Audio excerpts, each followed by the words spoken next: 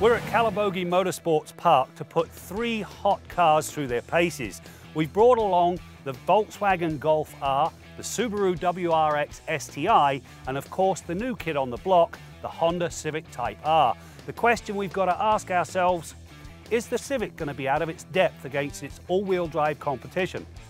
Well, there's only one true track car here, and that's the Civic Type R. It amazes me that a front-wheel drive car on a high-speed track like this, where you should be pushing the front end, is totally decimating both the STI and especially the Golf R.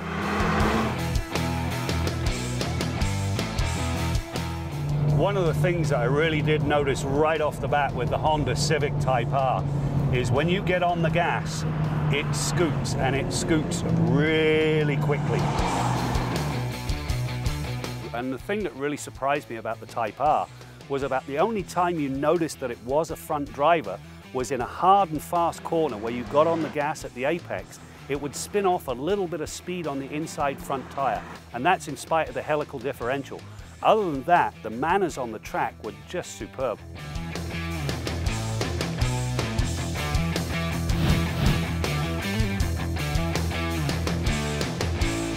The WRX STI slips and slides a lot more than the Honda, but it's a whole bunch of fun.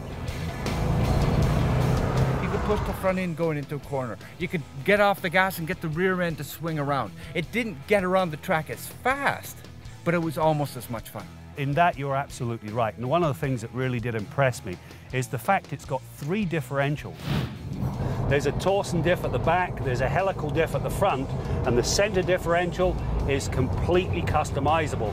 I like it in auto mode because it always seems to get the power to the best wheels. I just wished it had a bit more suspension and a bit more brakes. I cooked the brakes something awful within about 5 laps. Now, Calabogie's a high-speed track, but they were smoking big time.